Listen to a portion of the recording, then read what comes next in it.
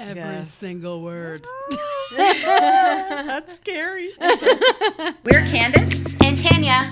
We're sisters, we're moms, we're wives. and we're from the True North, strong and free. And we're letting you in on our real life experiences, struggles, weirdness, finding the funny in the random every day. And those moments that make you shake your head. We all have them. Those moments that make you say, honest to God. Honest to God!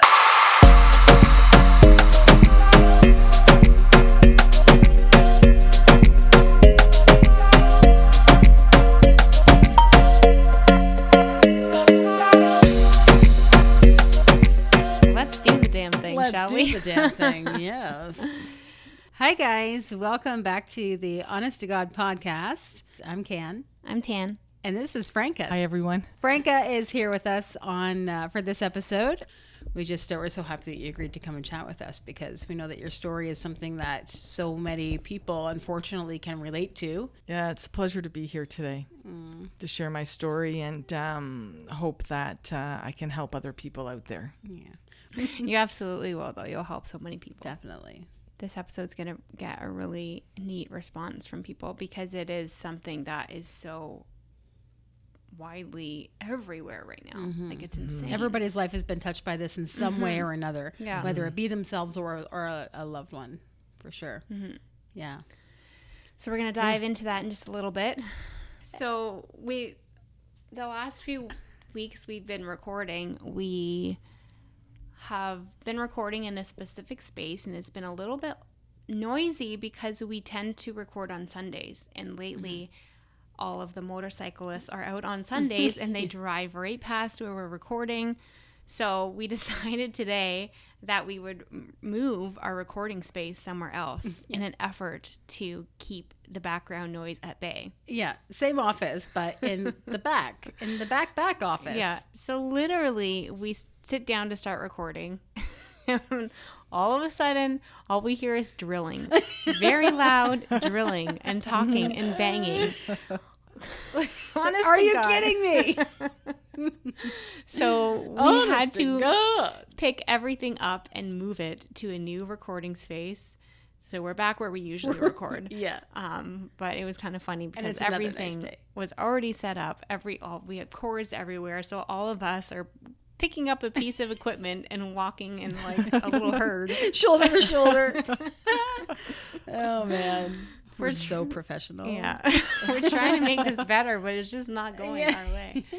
So we're just hoping that because today's a really nice It's day. another nice day, yes. Yeah. So It's fall, but all of a sudden this weekend, actually, is it officially fall yet? No, it's the last weekend of the summer this weekend. Oh, okay. So it's going Yeah. out with a bang It really is. It's been a Yes. very nice weekend.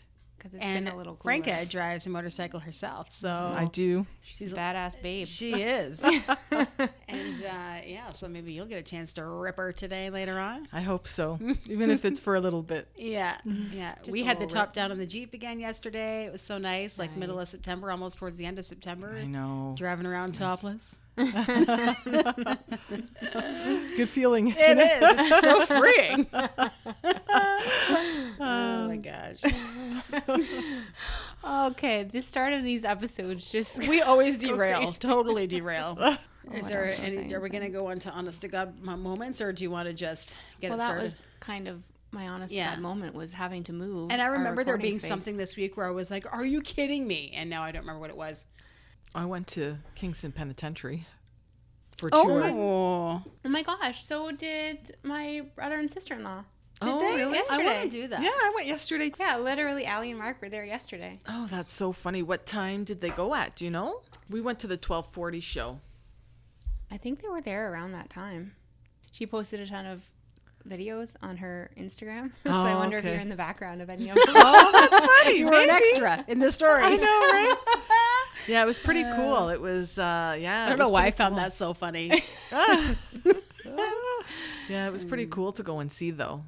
Like, I don't even think I could be an employee there, like, Yeah. just for what they had to do and deal with and that. Like, I'd be kind of scared, like, you know? Yeah, definitely. And actually, I was just talking to somebody this week who worked a contract position in a prison just as like admin, like checking in the inmates and things like that. Yes. And she was like, when the contract was up, she just left. She didn't even try to pursue it, like, to continue with, try to find a permanent position, because she said she just couldn't handle it. Like, she would see the papers they would bring in when they check in. And they would get paid. Like, they had rights in there too. Like, when you hear the stories, like, they had rights in there as well. They get paid.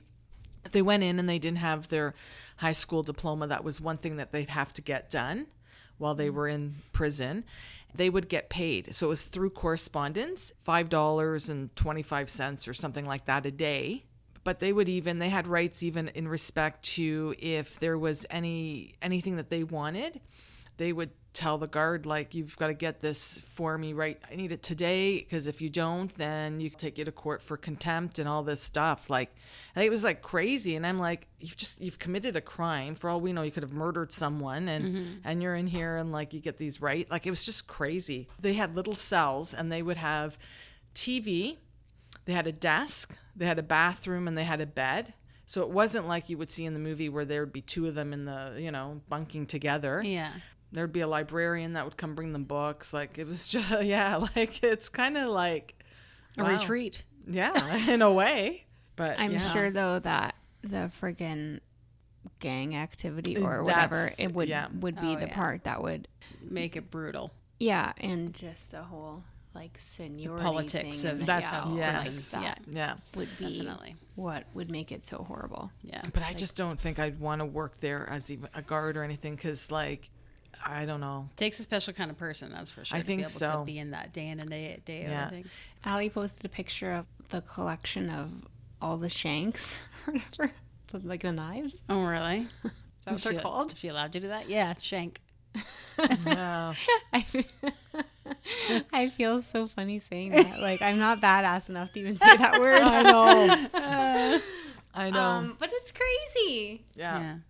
But they didn't really talk about inmates specifically by name, like. Well, because I'm sure everybody's wondering about, like, even Bernardo, and you know what I mean, and like, but it was really good. It was really good. Like, could you imagine having to bring him books, knowing, bring him food or whatever, anything that he requested, anything that he wanted, and they gave him protective custody too in there. Yeah, like, he wasn't, because the inmates would have probably killed him in there. Oh yeah, like, you know what I mean. Mm-hmm. So they kept him separate the entire time. I don't know where he is now or what, but oh my Lord, why did they close it?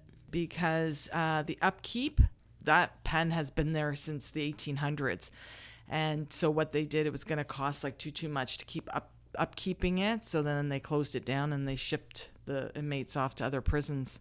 How do you ship an inmate? I know, right? That would be terrifying. Schedule a pickup.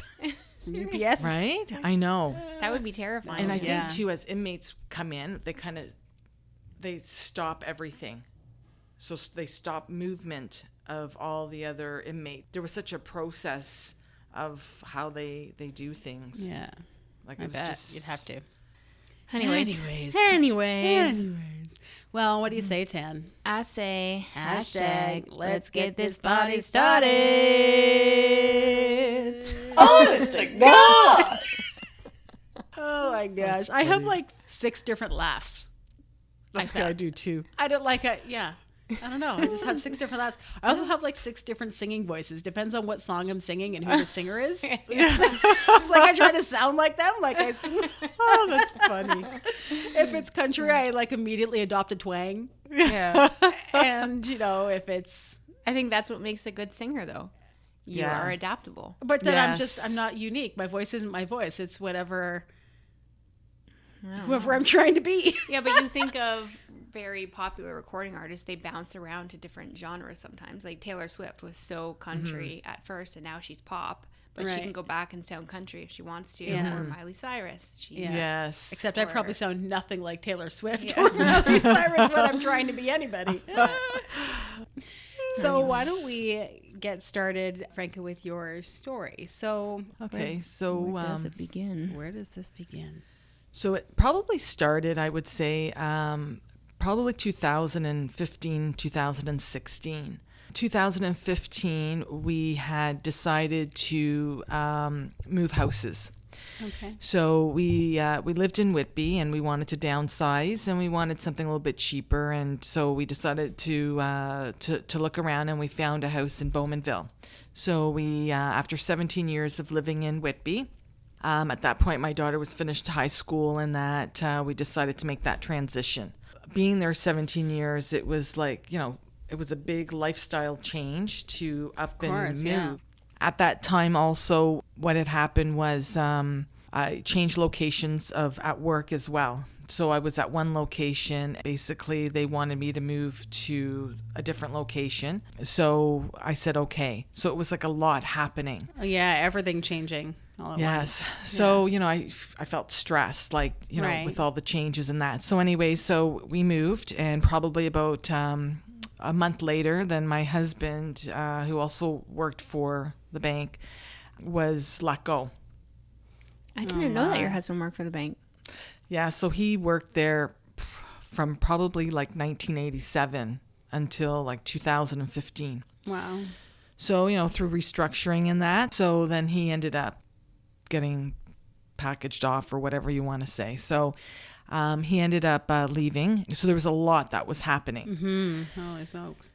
So I thought, oh gosh, like, a lot happening in a short period of time. So then you're kind of thinking, okay, like, I'm not feeling so great. Maybe it's just the stress of so much happening Right. in a short period of time. So didn't think much of it. No, just kept puttering along, kept going to work, doing my regular stuff. But I was noticing I was getting tired. And, everyone to some degree, because we're go, go, go, you're tired. But I was struggling getting up in the morning and just, getting myself ready. And then what I started noticing was I was starting to get fevers. So I was getting fevers probably every 2-3 months, and they would last probably about 2 to 3 days. So when I had the first, 1 or 2, I didn't really think much of it. I thought my Right. body's just fighting off a virus Of or course, something, and but then I ended up going to the doctors and bringing it up. I said, I don't know what's going on, but I'm finding like every few months I'm, getting a fever. It lasts 2 to 3 days, and I don't know, and I've been going through a lot. This is what's been happening. And the doctor did some blood work, and the blood work came back okay. So, I carried on. So this probably was stemming into 2016. So then the fevers stopped. So I thought, oh, okay, everything's okay. Like, because I probably had them. I probably had about 3 or 4 episodes, and then they stopped. So I thought everything's okay. But I was still like, drained and drained more than really the usual day-to-day stresses and work Right. stress and that. So what ended up happening was I ended up going to Vegas in 2017. So now we're in 2017, not getting any more fevers. I think to myself, okay, you know what? Like, I've just got to, change my lifestyle. Like, just start doing things that are going to bring me joy and not Right. stress about anything. Just, have fun. So Take vitamins and have take fun. that's Enjoy right. life more. That's Just right. dismiss it as just kind That's- of just right. the stress of everything and the change. And at that year too, 2015, I went for my bike license, and so there was a lot happening. So anyway, so then but that was one of the fun things. But anyways, 2017, my sister says to me, let's go to Vegas. Why don't we go to Vegas? I've never been, and I've never been either, and she's never been on a plane. So I said, okay, let's go. So just before going to Vegas, I noticed I started to pee blood. Oh. So we went to Vegas because it was just short-lived.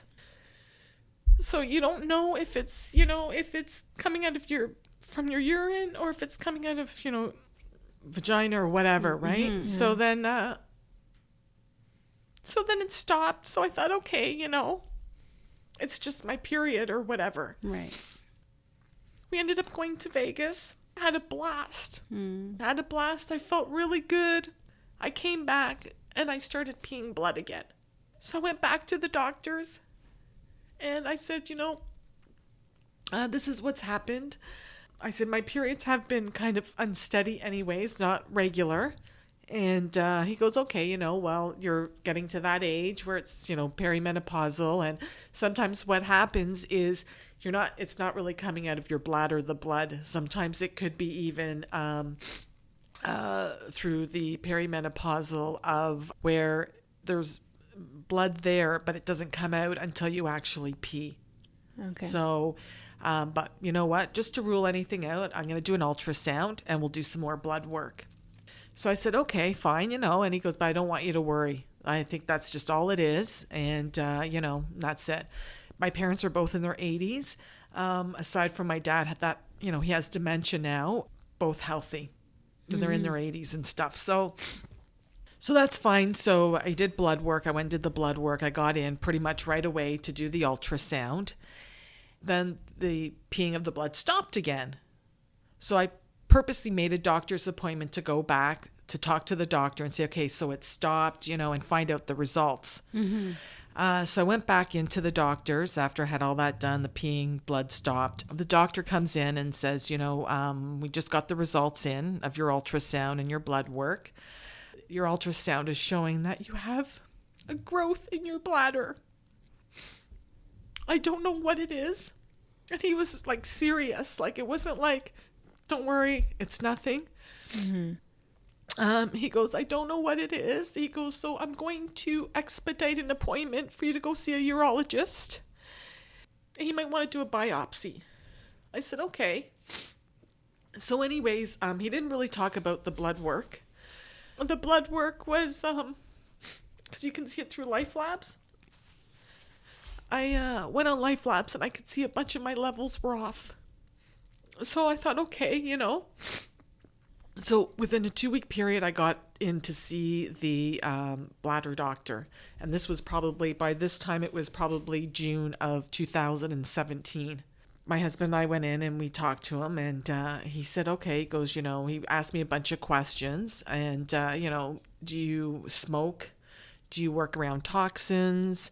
And I was like, no, I used to smoke when I was younger, but I stopped by the age of 21. I smoked for maybe a year because that was the, cool thing to do back then. Yeah. Right. He goes, I'm not even going to do a biopsy. I'm going to schedule you in to get it removed.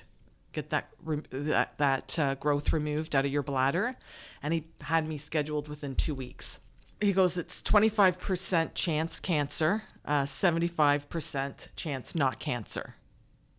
So I'm thinking, okay, you know what? I don't smoke. I don't even really drink, on occasion. I don't work around toxins. So I'm thinking like I said, oh, could it be a cyst? And he's like, no, you don't get cysts in your bladder. So, okay, fine. So anyways, the appointment got booked. I go in for the surgery. It was the fastest surgery, he said, the easiest surgery he's ever did. He went in, he removed the growth. I was very fortunate that the growth had not embedded itself into my bladder wall. So within 45 minutes, he was able to get it out, and that's it. Because he was saying that, normally after that surgery, you'd have to go in and get a catheter and have that for a few days and all this. And I was like, oh, God, that's, But he didn't have to do that. I was fine. So I was off work for a few weeks, just recovering. But other than that, I was fine. That was in June. He ended up sending it away to get it tested because that's what they do when they remove anything, right? So they called me a couple of weeks after that, and I went in, and he told me that it was cancer. And he said that it was stage 0, so there's no further treatment that's required.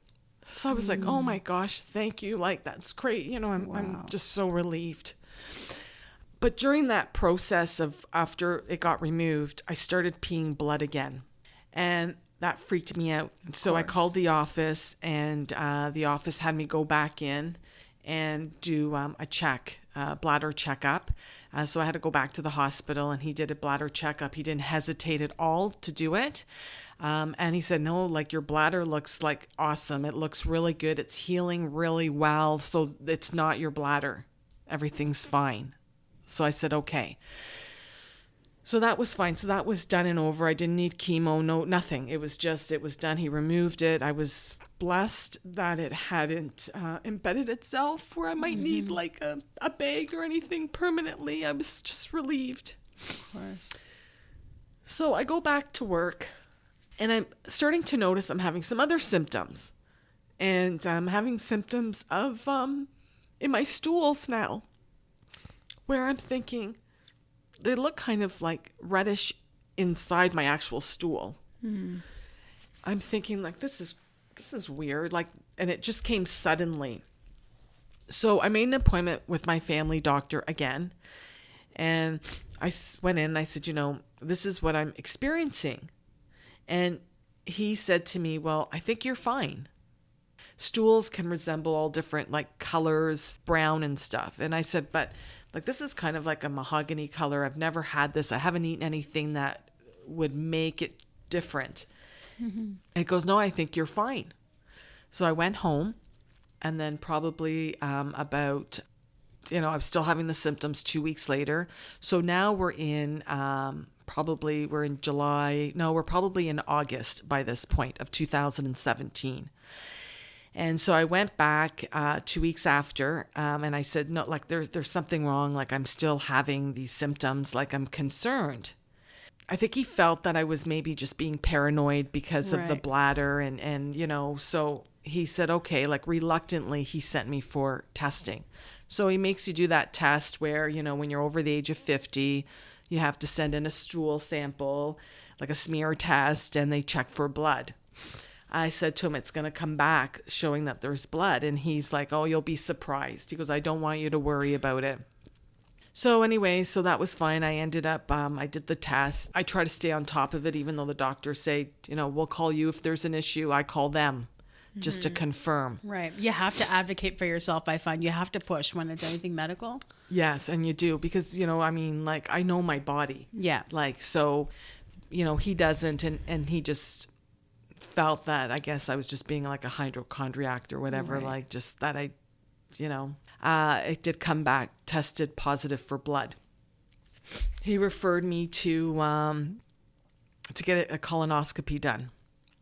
My family doctor is in Ajax, and just to keep, because my bladder doctor was also in Ajax, so just to kind of keep the doctors all in the same location because they all kind of know each other, he referred me to a specialist that could do the colonoscopy there. So I went for a consultation, and I went and told him my symptoms and everything. And he goes, I think it's hemorrhoids. Like, I think you're fine. But he goes, because it tested positive for blood, we have to do the colonoscopy. He goes, but I don't want you to worry. So everyone was saying, I don't want you to worry. I don't want you to worry. Everything's going to be okay.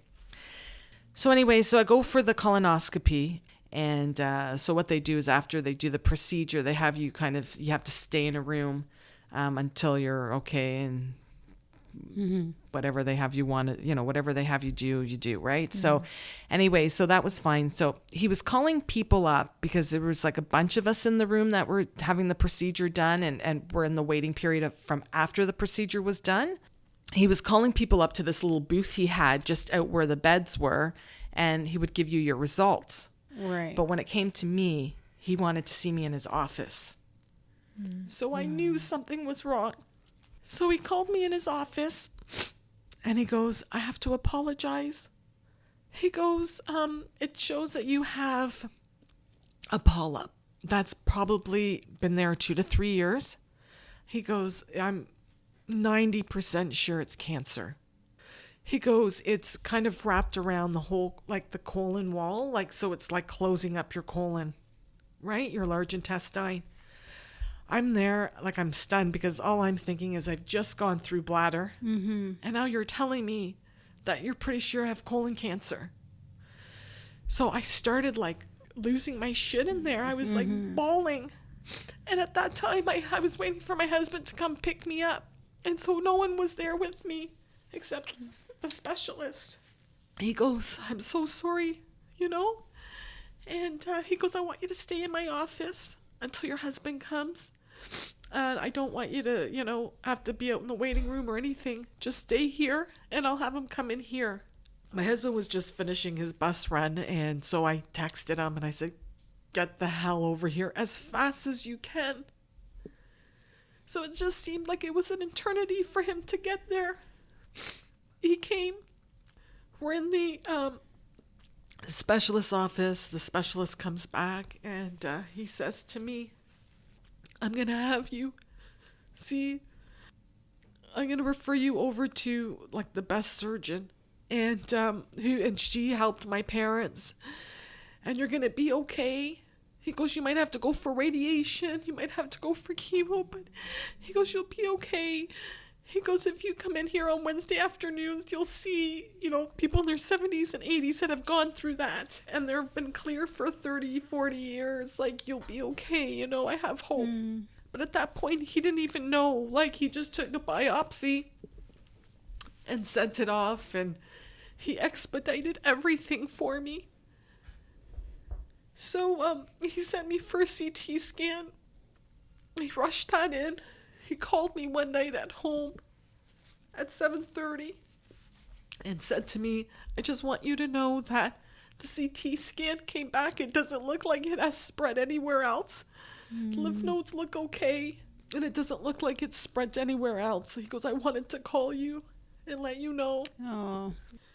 So by that point, he referred me then to a surgeon. So then I stopped dealing with him. So he was just the one that did the colonoscopy. He contacted my family doctor and said, are you okay that I take this over and have things expedited? Mm-hmm. So he did. He had things expedited, blood work. He just ran with it. So then I get referred to the surgeon. So then I go in and so my husband and I go and meet with her, and so she says to me, okay, I'm going to book your appointment for October. So this was in September. So it's like still 6 weeks away. She goes, I know you're thinking in your mind, like, just get this out of me because I don't want it to spread. She goes, when they did the biopsy, I guess the testing that they do, it showed that it was slow moving. So she says, it's not going to go anywhere in the next 6 weeks, but we'll get you in, we'll get it out, and we'll have to go from there. So basically, she was sitting across the table from me and saying, if it's stage 0, this is the process. If it's stage 1, this is what happens. Stage 2, this is what happens. Stage 3, cancer. Stage 4, etc. Sometimes you might need a bag temporarily, depending on, how it's spread, where it is, what, everything. Mm-hmm. Sometimes it could be permanent, but we try to have it just as a temporary. So it would be like an ileostomy.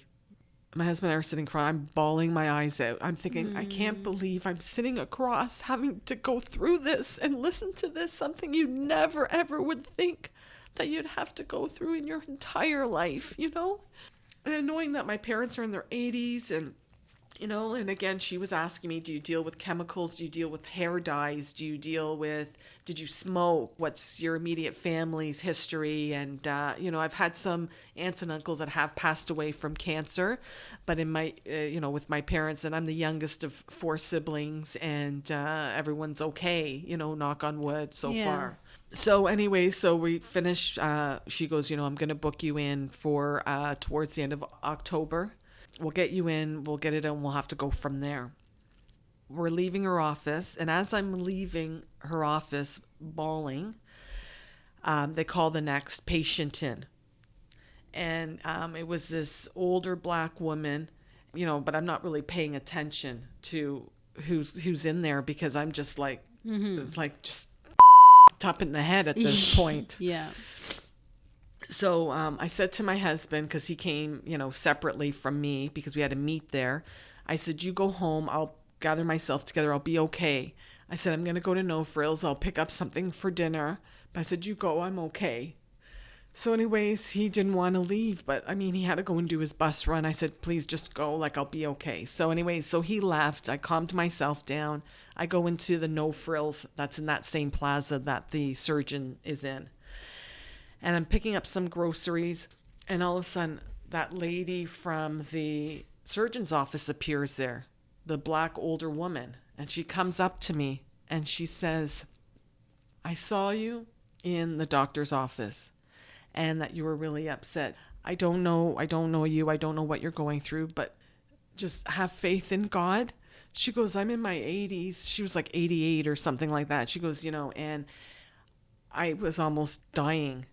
and she helped me, have faith in God. God bless you. And I just almost felt like it was like an angel.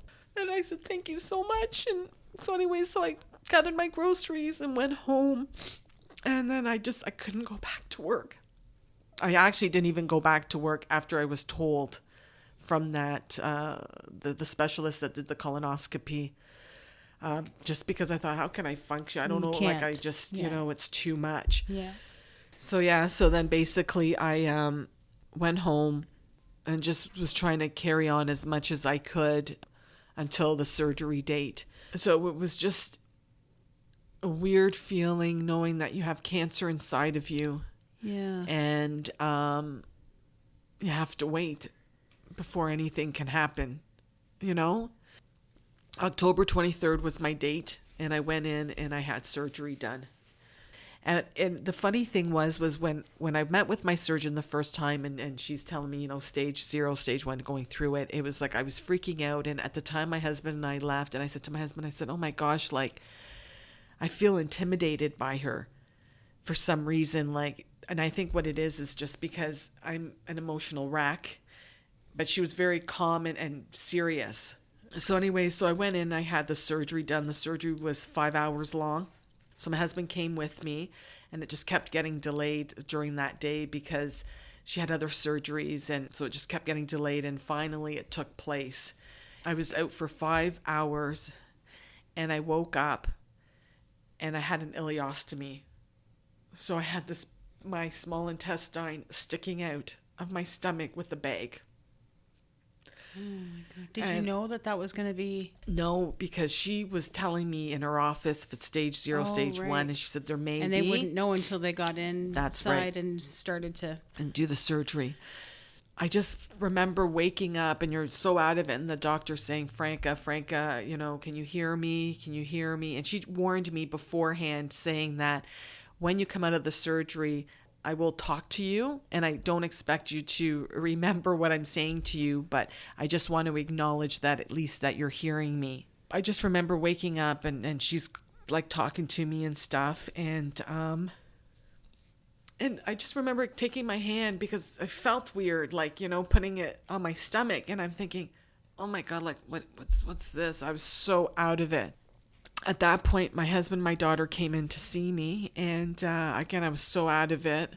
And I just remember being wheeled up to a hospital room, and being moved over onto a bed.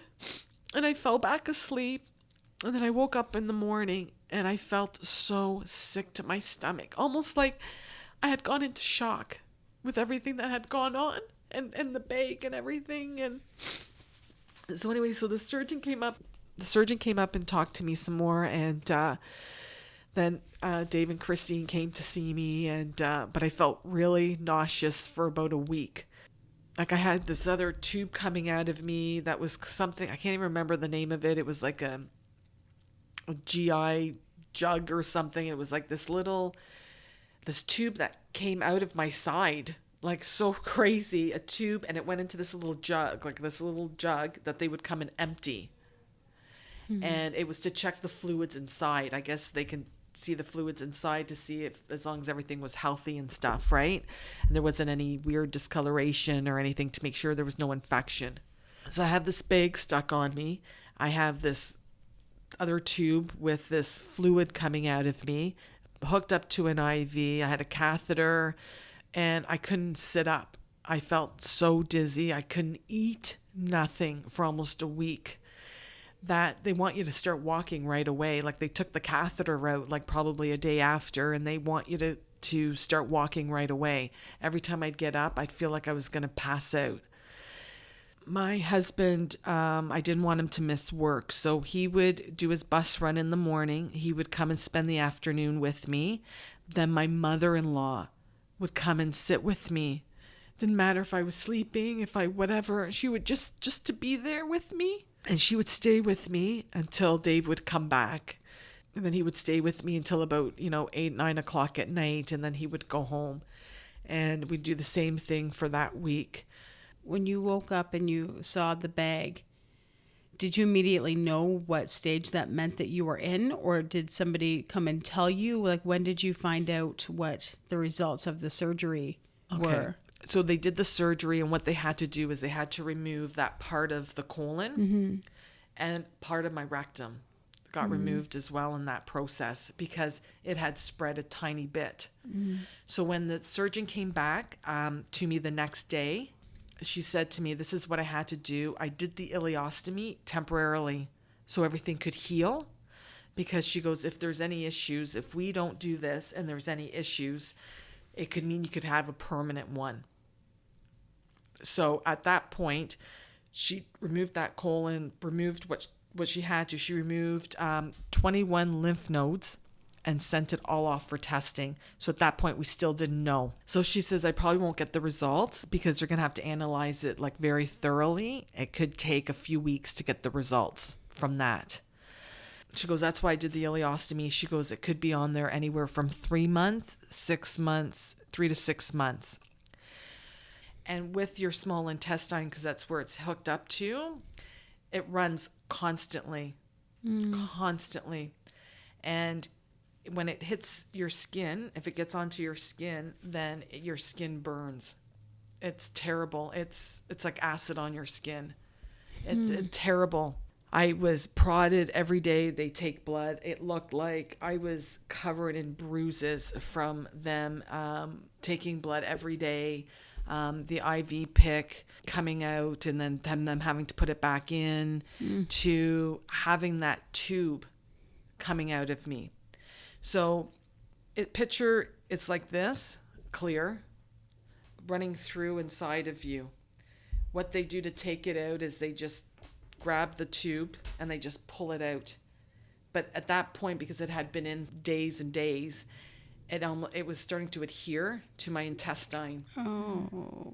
I'll tell you, I screamed so loud. Nurses came from wherever to see what was going on because it was a new nurse that was pulling it out. It felt like it was 20 feet long. I think it was like 2 feet or 2.5 feet that they were pulling out. But I was like, I hope I never have to get that again. Oh my God. So it was a lot that I actually went through. So my surgeon, like I said, when I first met her, I thought, oh my gosh, like felt intimidated. I love that woman. I love that woman. Such personable. And at the time I didn't really feel it, but personable and on the ball, like on the ball. I couldn't have asked for better medical doctors from that specialist who did that colonoscopy, who expedited it, and to the surgeon who did the work. I had to go and see the surgeon 3 weeks after I got out, just for a follow-up, to see how the bag was going. And so when your small intestine comes out, it's called a stoma. That's what they call it. And if you Google it, you'll be like, oh my gosh. But to believe that your body can actually go through this, and your small intestine, they basically cut a hole in your stomach and your small intestine is sticking out. Like, it's crazy. It's insane. I did have to have that for 6 months. 3 weeks after my surgery, it was about 3 weeks, I had to meet with my surgeon to, let her know how things were going and how I was feeling. And at that point, it was still leaking. I couldn't even go out of my house. The flange wouldn't stick on my skin properly. And I'd have a nurse come every day to my house to help me with it. For 6 months. Sometimes even they would come even 2 or 3 times a day because we couldn't get it to stick. My husband, God bless him, he would watch what the nurses would do. They would order supplies because I was under their care, so I was getting supplies for free. It was my husband that came up with a solution on how to get it to stick. And the nurses they really respected him. And even my surgeon loved my husband because he just took over. He took over and he would change it for me.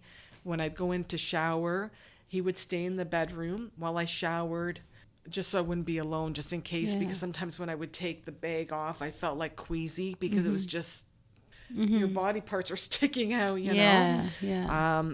God bless him, he was by my side from day one to now. for me to get the results, when I went in and saw my surgeon, because I kind of went off topic there for a minute, because then I had to figure out, like, if I needed chemo, radiation, like we had to kind of get the ball rolling. Right. Because 6 weeks after the surgery, they have to start this process. So she ended up having to call in to get the results because nothing was showing up. So she, was calling and following up. So finally the results showed up. So we went in and we met with her, and she said, okay, she goes, I took 28 lymph nodes.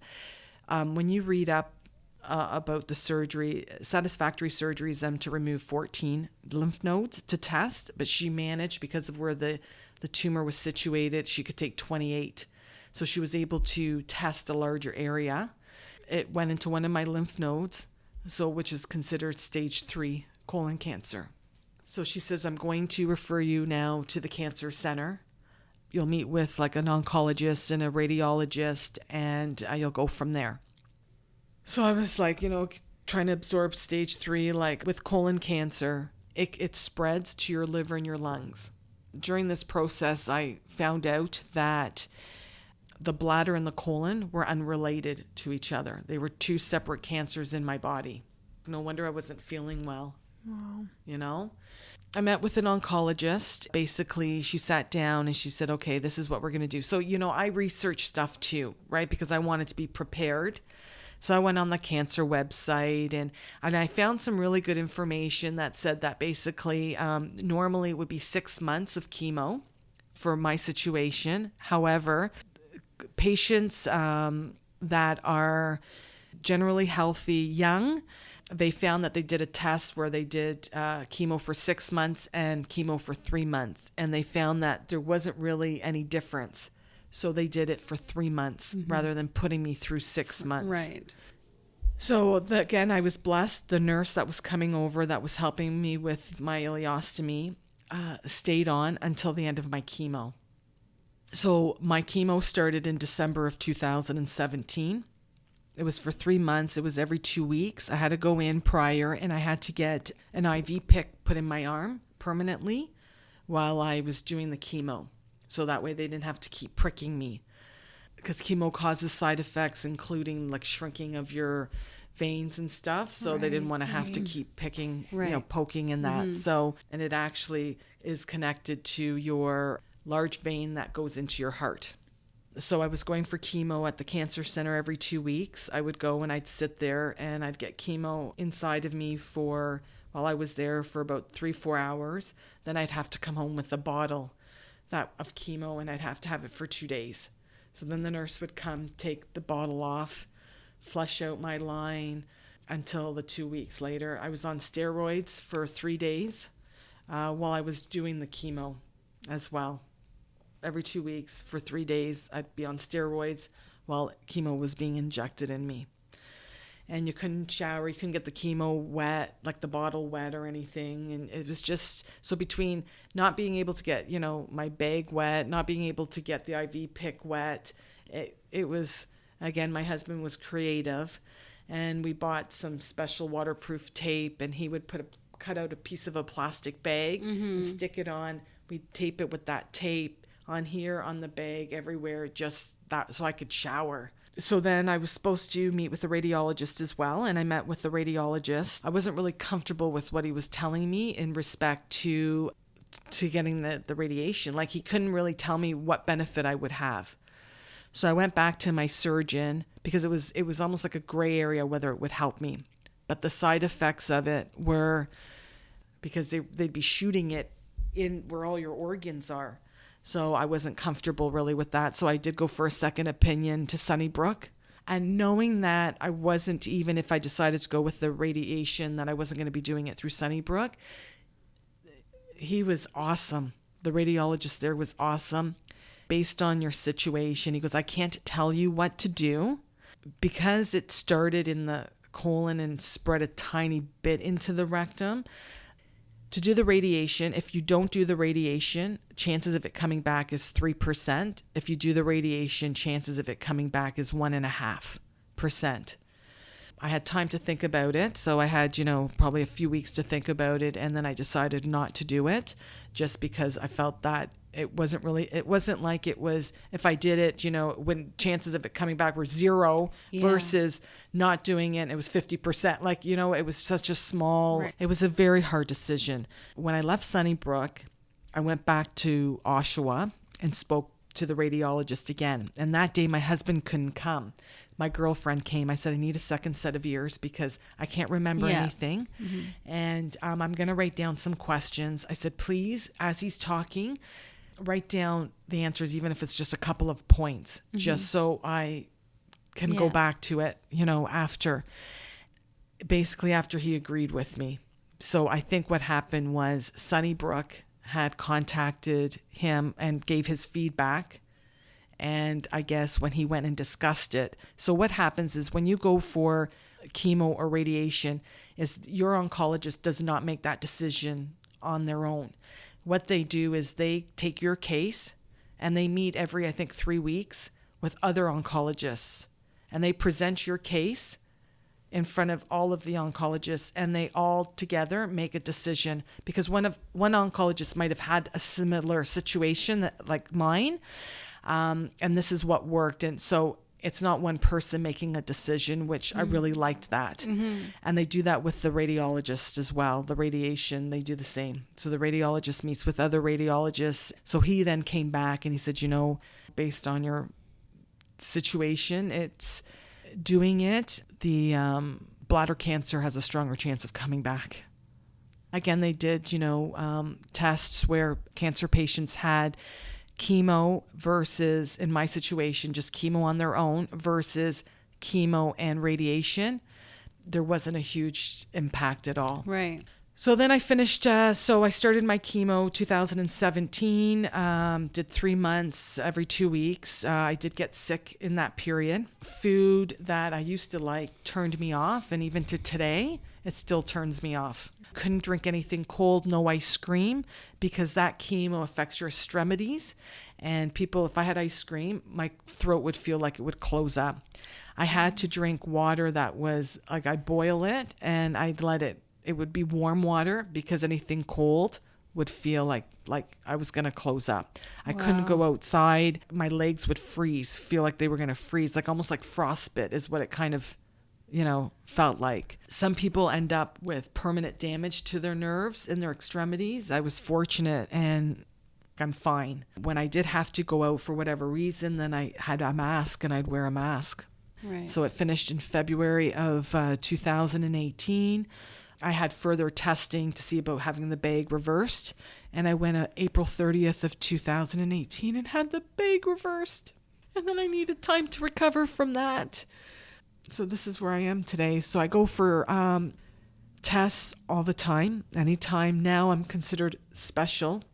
Anything I complain about, anything, like just recently too, I was feeling kind of a bit off balance. If it doesn't improve within a month, I have to get an MRI on my head to make sure that there's nothing there. Right. So they don't mess around now. So knock on wood, it's this glass metal in my head. So far, everything's been okay, but I go for tests constantly. So now my 2-year anniversary is coming up in October. So I go for a bladder checkup. I go for a CT scan and meet with my oncologist. And now I'm meeting with my surgeon again, because I go for regular colonoscopies every year. And the other thing with my surgeon too is that when I had the bag reversed, that went really well. I was in the hospital 2 days.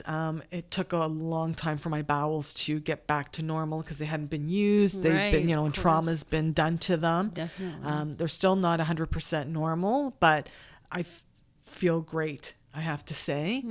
So when I had the bag reversed, I had staples. I had to get them taken out. I had to go back to the hospital, and I just remember going there and walking along down the hallway with the nurse. And I said to the nurse, are you going to hold my hand? Because I'm not good with, anything done to me. Even though I've gone through hell and back, I'll be awake for them pulling out the staples, and I might just, Yeah. And she goes, well, I can't hold your hand because I'm going to be the one that's doing it. And I'm like, oh, great. So I thought I'll be fine. Okay. So my surgeon must have been somewhere. She must have heard me. Like she must have been in one of the rooms as I was walking down the hallway and heard me or something, because she came in and she says, "I'm going to hold your hand." And she's like that's somebody who is in the right field. Definitely. And You know what on I mean? the ball. When you're in that Yeah. type of field and you're dealing Yeah. with people in these scenarios, that's the type of person you need Yes. to be. During this journey, with all the doctors that I had to deal with, the nurses at the cancer center, just really good people, like just, Sounded like you were just surrounded by people who just wrapped their arms Yes. around you and took care of you, Yes. and they were strategically put there for you, I believe, 100%. I think so. And even when I went back and had the bag reverse, which was 6 months after, some of the nurses recognized me. And like, they were like, "I'm so happy to see that you're back and it's getting reversed. That's fantastic." And, you know, and, you know, like I said too, today, I still go for a lot of tests all the time. Like I meet with my oncologist every 3 months. Stay on top of everything. Yeah. Yeah. And the only thing I can really, really say is that when you don't feel right and the doctor just says, "Well, it's nothing," like, you know, and if it doesn't pass, you need to push for testing, because if I hadn't gone back and no further testing was done, I would have been at stage 4, and who knows what would have happened. But, you know, I don't know if I'd be here to be able to tell you the story. Wow. And advocating for yourself, right? You know your body more than anybody. Nobody else knows your body like you do. And you have like a gut instinct, and you know something's not right.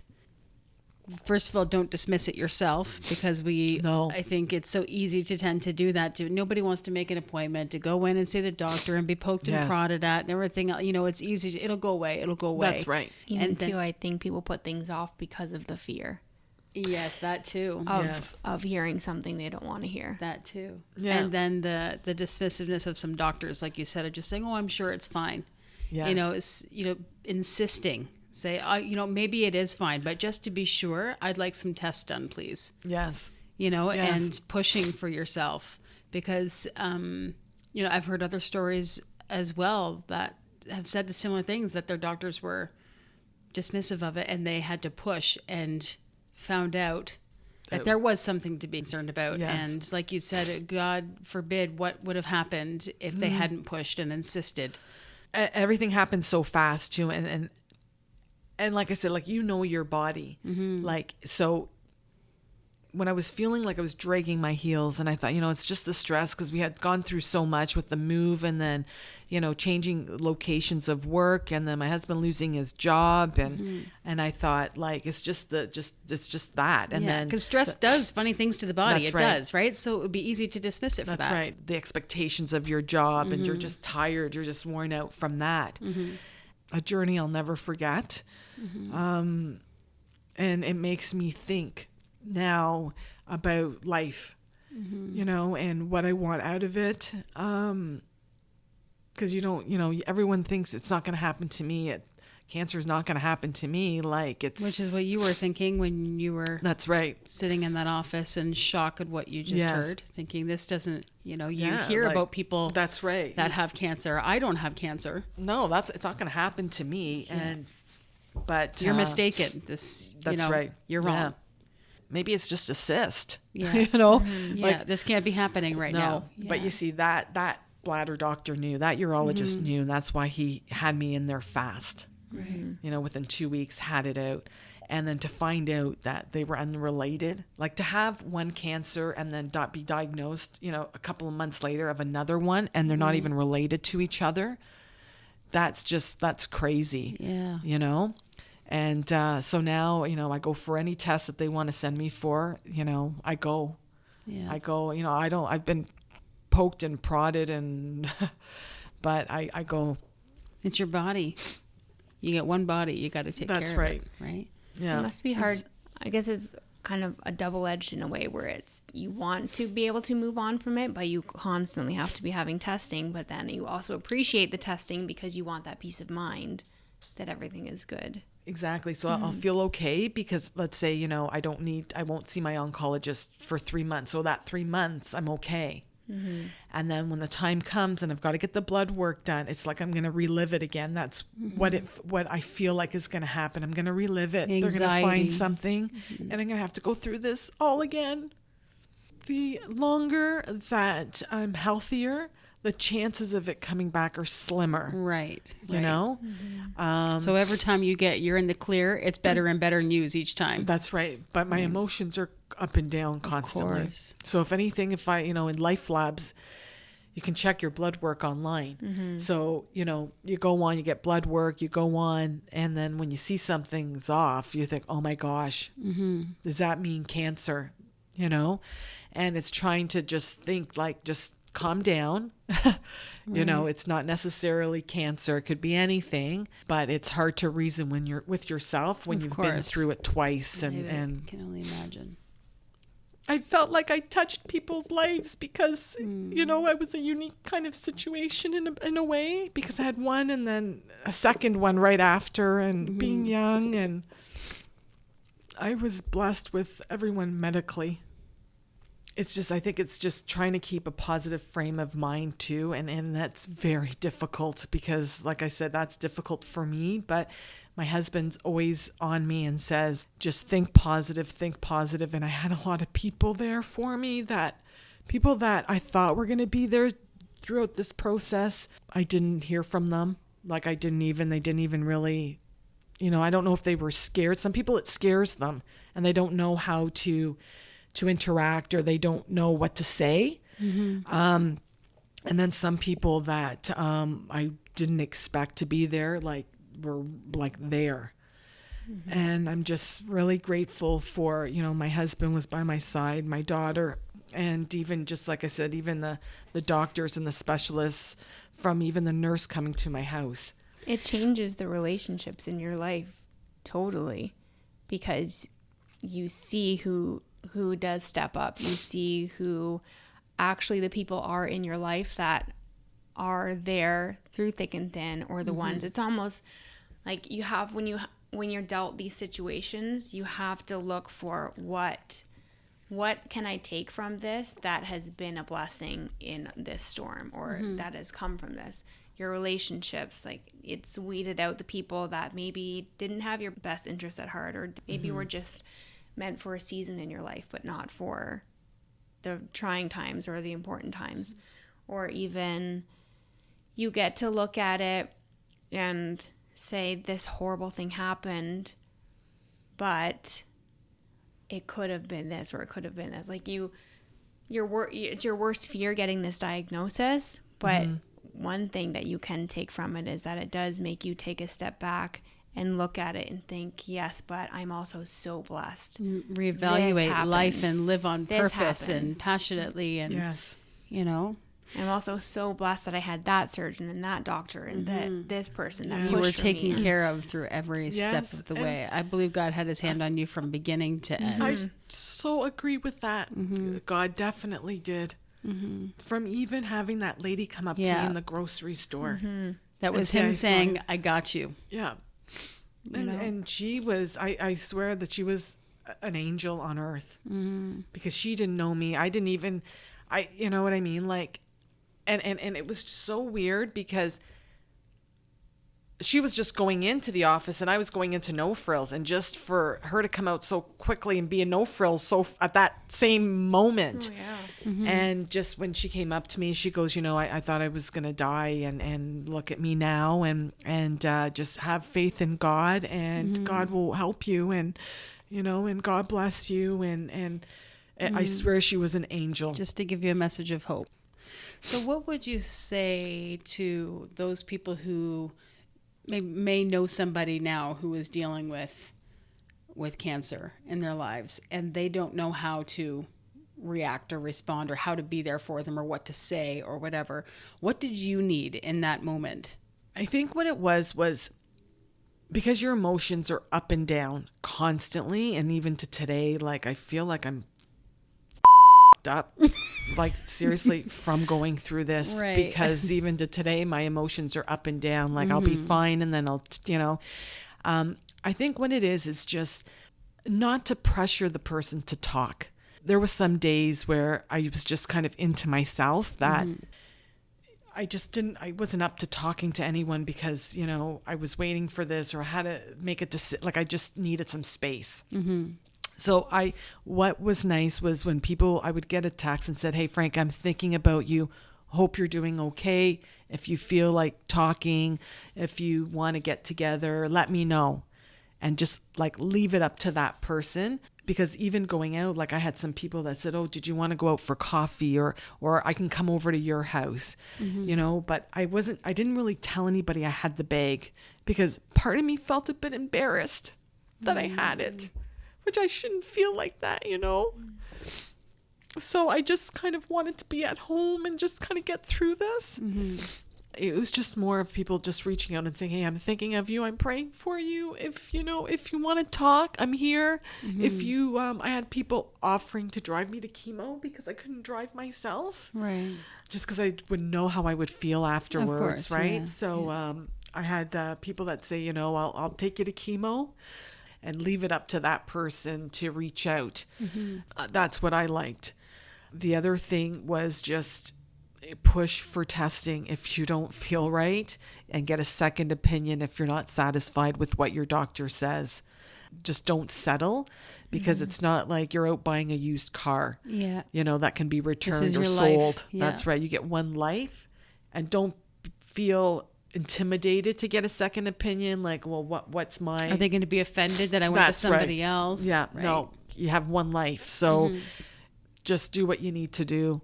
You know inside if there's something wrong. Yeah. You know, and you feel that. So, it's easy for the doctor to say, don't worry, everything will be okay. Well, I was told that several times and it wasn't okay. And if I hadn't pushed to get further testing, like I said, I may not even be here today to be able to share this with anyone. So really what I can say is just, for everybody, just in general, is slow down. Really just do what it is that's going to make you happy. Just make sure every day that you can do something that's going to bring joy to you. We're go, go, go, and go. And we don't stop to sniff and smell the roses even, because we're constantly on the go. Now it's just, I've got a total different mindset and I'm still going through where I'm still making changes in my life that I'm hoping will, work out better for me. Have fun with your life because you never know. One day you're fine. The next day something comes up and your whole world is turned upside down. Yeah. Well, it's hard when you think about, the chances of this happening to me were so slim, or I never thought it would happen to me, but then it does. And then you think, okay, I've gone through that. It's over with. So it's done. That won't happen to me again. So then when it happens a second time, it totally messes with your mind, right? Yes. It's hard to just calm down or not have those worries. I think people have to understand that too, because I think some people can get frustrated when they're like, "Oh, well, yeah, but it's over with," or "You've been through this." You don't know someone's situation and you don't know someone's story. And like you said, you didn't want people to know that you had the bag or what you were actually dealing with. No one knows everyone's full picture. That's right. You need to just respect what someone's telling you or respect people's space. Yes. Just be a support system. Yeah. Be whatever they need you to be and let them know, like you said, Franca, let them know that you're just there. That's right. To just whatever they need, whatever that looks like, whether it be just coming and sitting and bringing you coffee or taking you somewhere or, making you a meal and dropping it off so nobody has to worry about dinner. Yes. Something. If somebody's going through something, just know that, I think the majority of the time when somebody is going through something that's incredibly difficult and you know about it, you really only know a portion of it. That's right. It's even, there's much more going on than you even realize. Yes. You know what I mean? Yes. Because like you said, we all hold things back that we might feel like, well, I don't want everybody to know this part, or I don't want everybody, I'm embarrassed about this, or I'm self-conscious about this, or, people don't need to know this. Like, you know what I mean? So when you're going through something like that, you just need people to just know that to just be what you just, and I think whatever it is that you need in that moment, and just That's right. You And know? not put the pressure on. Well, it's done and over. You're recovering now. You're going to be fine. You don't know Yeah. that. You don't Yeah. know what I deal with mentally and physically, what I've gone through. Yeah. And I think that also leads into is to be kind to one another, because you don't know what someone's gone through. Yeah, you could be in the grocery store with That's right. somebody checking out in the grocery store that was just told that she has cancer. That's right. That's right. You know, or they've gone through something that's been traumatic to them, and they've put on that face of strength just because they're out in public. But I'll tell you, when I was told about, you know, that you have the tumor in the bladder, you know, you have a growth and we don't know what it is. I couldn't get a hold of my husband. I'm driving from Ajax, and all I'm thinking in my head is, oh my gosh, because I said to the doctor, could it be cancer? And he goes, I don't know what it is. And having to drive home, that was something I forgot to mention, that, and driving home, and I couldn't get a hold of Dave, and I was like freaking out. I'm driving from Ajax to Bowmanville, trying to get home as fast as possible without, you know, going like 200 kilometers. And when I got in the house, I just kind of like just lost it. I was like freaking out, like crying, like almost like screaming, crying, because I knew this wasn't going to be good news. And it was trying to just Process. yeah, and thinking, okay, so if it's this, what's going to happen if it's not? And we were just holding on to that 75% chance it's not cancer. But that urologist had a feeling that it was, because why would he rush me in? You know, because that's just unusual. Like at my age, for that cancer, it was dealing with toxins, smoking, men mainly, and older. So I wasn't even a prime candidate for that type of cancer. You know, once you share your story, I don't share it with everyone, but, you know, then they look at you differently and they're kinder to you, you know, because you don't know what goes on behind closed doors. You know, like I said, people put on the face of strength in front of, in public. Yeah. But you really don't know what people have gone through in their life. They and break down when they get home. like you said, someone could be in the lineup at the grocery store that, you know, maybe they've been just diagnosed with an illness, or maybe their loved one has. We don't know. I think what is the collective about all these stories we're sharing in this season is that everyone has been on that other side of that statistic. Like yours, 25%, it could be cancer, 75%, it's not. Everyone in these stories has been that small percentage, and you think, well, that's just a small percentage. I'm not going to be in that percentage. So it's so good to hear these stories from people, though, that are on that small percentage, because you think you're the only one. And, Yes. oh, well, it's only this % chance. So who else has gone through this then? Why me? But sharing these stories, there's so many other people out there that are going to hear this story that are in that 25% statistic with you. And it's going to make them feel so much less alone and so much more supported in their journey, you know? And they can relate. They were in your shoes. They were in that doctor's office, Getting that news. you know? And just utilize the resources out there. Yeah. You know, so I mean, even through the Cancer Center, they have, through Hearth Place, you can go and there are volunteers there. You can go and get massages. They have some really good actual even classes, even through the Cancer Center, you know, and they say, you know, God doesn't give you things that you can't handle. Honestly, like, I don't know how I got through it. There may be days where you're thinking, I can't handle this. Yeah. I can't. But those are the days, I believe, that you have to let him handle it. Yes. You know, I think that he doesn't give you things that you can't handle because you're not meant to handle them on your own. You're meant to handle them with him.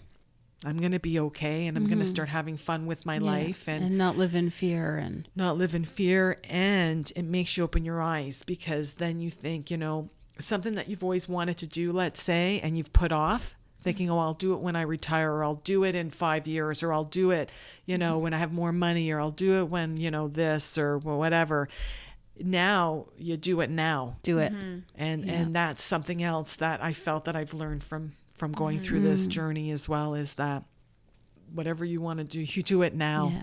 And things will work out, Yeah. you know, instead of putting it off and saying, oh, I wish I had done this sooner. Now I can't because of this. Like, just live life to the fullest, you know, use your support system out there. And anyone that's going through, you know, cancer, you know, God bless you.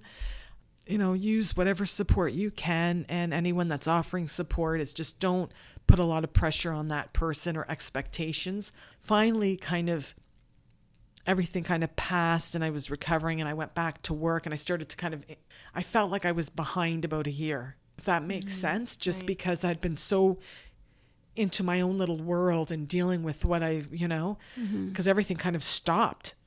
Like I had to put my life on hold to kind of cope with everything. And then when I started to feel better and thought, the bag's reversed, like what a relief that I promised myself that I would never put myself in a situation again where I wasn't happy with life. So if I'm at the point where I'm not happy, I need to make changes to make myself happy, because I believe that affects illnesses and that sort of thing. 100%. I think so too. Yeah. Just keep going forward and keep looking forward and just have fun. And I think too, it's just what we always say. It's a great reminder of everything happens the way that it's meant to. Even the timeline of how everything went for you. Maybe if you had gotten the diagnosis a week earlier or later, you wouldn't have had those professionals to work with, maybe you would have been aligned with someone different, and it would have been a whole different journey for you. I think what's really beautiful about your story is how much it cemented even your marriage.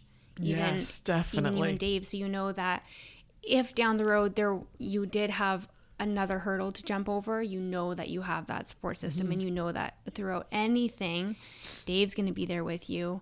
That you have those people and that you're absolutely not alone in your journey. Like you have made it through it and you can do it again. And we pray that you absolutely never have to. But I think that one really beautiful thing is Dave in your marriage and how much more that was able to blossom through this too. Yeah. Like totally, like now it's kind of, we're inseparable. Like it just, because everything was fine before. Yeah. But wow, after this, it took it to our marriage to a whole different level. Yeah. And for better or for worse, sickness and in health. Yeah. Yeah. And like now we're inseparable, and like I said, we take life for granted. We think we're always going to be here. We're always going to be healthy, and you're feeling a bit stressed. You're feeling a bit under the weather. Oh, it's nothing. It will pass. And you just have a different mindset. And if something's not working for you and bringing you joy, then you need to make a change. Yeah, clip it. That's right. Because I'll tell you that while I was recovering after I had that bag reversed, I don't think I had ever felt better in my life than after that was all over. And I was like, wow, is this what I'm supposed to feel like? Like I'm supposed to feel happy and get up and look at and think, oh, it's such a beautiful day. I'm going to go and sit outside and I'm going to go down to the lake and, It's a new lease and outlook on life. Yes. And then unfortunately, I had to put my dog down this year, and she was a huge help in me recovering too. Oh, I'm sorry. So that was tough too. And you're a warrior. You really are. You really are.